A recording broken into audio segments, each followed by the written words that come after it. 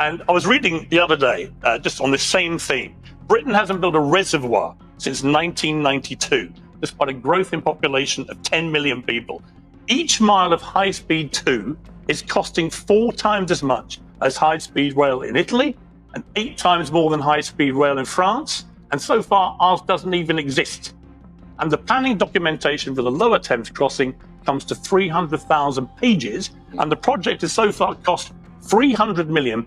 No building work has taken place. Norway spent less than half that amount on actually building and opening the world's longest road tunnel. The promise to build 1.5 million homes seems poised to completely change the landscape in Britain, doesn't it? However, when Piers Morgan faced off against the Labour Party representative, it quickly became clear that this commitment was falling apart.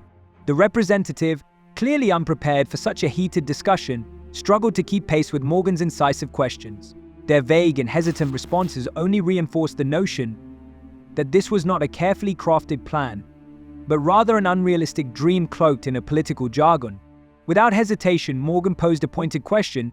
If this promise truly serves as the foundation of the Labour Party's platform, then why does it seem like no one took the time to prepare for this crucial conversation? So do you think? What is your point? Do you think the government is right? I mean, Michael Conway is your. Well, I agree with what is an assault on our green and pleasant land. Well, I don't think it's that. Although you've got to be careful. Look, 91.7% of Britain is undeveloped. Let's get it in context. I don't think that's the big issue. In principle, I totally buy into what Labour are doing. I've got 3 sons from 31 to 24, and it's incredibly expensive for any young people now to get on the housing. All right, let me bring Chris. So I hope they're right. I just don't think they can deliver it. This moment was more than just awkward, it marked a significant turning point. The public, previously skeptical, began to voice their discontent openly, and their frustrations echoed everywhere. While a decision on housing had yet to be made, a new and even more troubling issue emerged. Who would receive the homes that the Labour Party managed to provide? The already high tension erupted, placing Rayner at the heart of this storm. Alarming rumours surfaced that out of every 7 new homes, 5 were being allocated to migrants. For many, this was the final straw that tipped the scales of patience. These houses, intended to be a lifeline for the homeless, now appeared to be nothing more than political manipulation, deceit, and betrayal. Critics pointed to the Labour Party's immigration policy as the source of the crisis. They contended that by allowing a large influx of migrants into the country without a solid housing strategy, the Labour Party had sown chaos. In the absence of proper infrastructure, migrants were prioritized over citizens who were desperately in need of assistance, fueling anger and resentment among those who felt abandoned. You have committed as a pledge to build 1.5 million new homes during this Parliament. You are also the Housing Secretary, as well as the Deputy Prime Minister.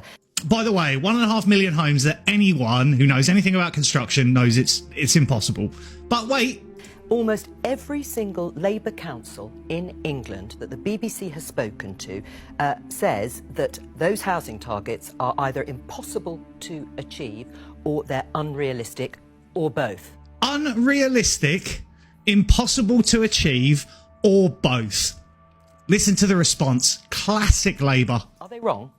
Well, we set out with the National Planning Policy Framework around mandatory targets. They Brilliant. were set on a rule which was around affordability, and we believe that they can deliver them.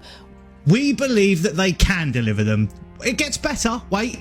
With local plans. We're working with local councils and mayors to look at how we can deliver the homes that we desperately almost every need. we've spoken. Rayner attempted to defend her party, but her words seemed to vanish into thin air, eliciting no response. The public demanded answers, and their anger intensified. Why were vulnerable citizens left on the sidelines? The Labour Party had promised to tackle homelessness, yet their actions appeared to only worsen the situation. The government's response to this crisis was viewed not merely as errors, but as reckless behaviour that left society in shock. It was more than just a political failure. For many, it represented a significant moral collapse. When Rayner finally sought to address the rising outrage, her explanations only deepened the confusion and dissatisfaction. She asserted that there was no shortage of housing, prompting people to wonder, if there truly is an abundance of housing, why are they being forced to make such substantial contributions? In their despair, they were met with busy signals and told to call back later, which only heightened their feelings of hopelessness and abandonment. Her constituency. And they have said they are unrealistic and unachievable. So are you going to force their hand? The entire construction industry, anyone who works in or has worked in construction or housing, planning, anything like that, knows this target is impossible. Councils say it's impossible. The building industry says it's impossible.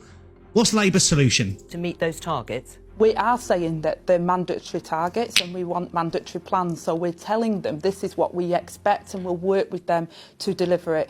Oh my God. It's beyond belief, isn't it? When Rayner finally tackled the housing issue, her response left everyone stunned. She claimed that there was an abundance of housing available. The same individual who had confidently promised to build 1.5 million new homes was now asserting that there was no real need for them. This statement ignited a wave of confusion and anger among the public. If there truly is enough housing, then why make such grand promises that seem like mere rhetoric? Critics quickly pointed out this glaring inconsistency. Is the Labour Party genuinely committed to solving the housing crisis, or is this just another political ploy to divert attention? The facts simply didn't align, and that was concerning. Experts highlighted the widening gap between the demand for and supply of affordable housing. Homeless shelters were overflowing, families were living in temporary accommodations, and rents were soaring, leaving many in despair and hopelessness. About a year ago, my mother had a heart attack and ended up, after being diagnosed with a heart attack, spending about 8 hours on a trolley in a corridor in A&E down in the South Coast, and there were 35 other people on trolleys there. And I was then sent letters by people when I talked about this who said that their relatives had died in that corridor, waiting to be treated. Now, when she got the treatment, it was fantastic. We have world-class doctors, nurses, surgeons, and so on. That's exactly what I was saying. But our A&E units are like war zones. And successive governments going back a long time now have absolutely failed the NHS as a system and a service and the people who work in it. And to try and... But Rayner was unable to respond. She hesitated, her usual sharp remarks fading away as if they had never been spoken. The man pressed on, persistently highlighting the Labour Party's repeated promises over the years and the glaring lack of tangible changes. He demanded to know why, despite all the discussions about addressing the housing crisis, people were still desperately searching for affordable housing. His words were not just his own, they echoed the growing frustration and anger of ordinary citizens who were fed up with empty promises. Rayner's silence resonated louder than any words she could have uttered, as if she fully grasped the seriousness of the situation. It wasn't merely one question she struggled to answer, it was the heavy burden of every broken promise made by the Labour Party that weighed heavily on her shoulders, quickening her heartbeat as she confronted the harsh reality. Pretend otherwise. I didn't pretend otherwise. All right, and do you think Labour has the answer? You know, I like Wes. Not just because you're an Arsenal fan, but I do like him. But look, think about Susan. No, here's my point. My point is that when I hear these pledges that come out, right? I mean, the last time I appeared with Wes on the BBC, you couldn't even remember the last 6 pledges you'd come out. I also couldn't get a wording. She was on with Nigel Farage, so I was just sort of... No, it wasn't on here, but I remember you couldn't remember because there were 6 pledges. It was just too many. Now there's another 5. That's 11 pledges this year we've had from the Labour Party. And you keep making pledges, just as the Tory governments did consecutively, about the NHS. I don't want to hear any more pledges or promises. I actually think that we could just wait and see if we feel a tangible improvement. And people will know, and the figures will be what they are. Stop promising us things that you can't deliver. Just make it better. That's the real issue. Even the most fundamental details were lacking, such as how they plan to adhere to zoning laws or address local opposition. It felt as though the Labour Party's bold promises regarding housing construction resembled a theatrical performance rather than genuine efforts toward change. But that was just the beginning. Angela Rayner was about to confront an even more demanding and critical audience, the British public, whose questions she could not evade. The tension escalated with each passing moment. If Piers Morgan's interrogation was tough, then Angela Rayner's encounter with the public became a true test of her resolve. One man stepped forward, brimming with frustration and anger, firing cold, piercing questions that cut through the air. His accusation was relentless. She was failing to do her job. He highlighted the glaring shortcomings in the Labour Party's housing plan, asserting that these were merely empty words without any real action behind them. The crowd held its breath, eagerly anticipating her response to this formidable challenge. What are your thoughts on this video? Share your opinions in the comments and see you next time.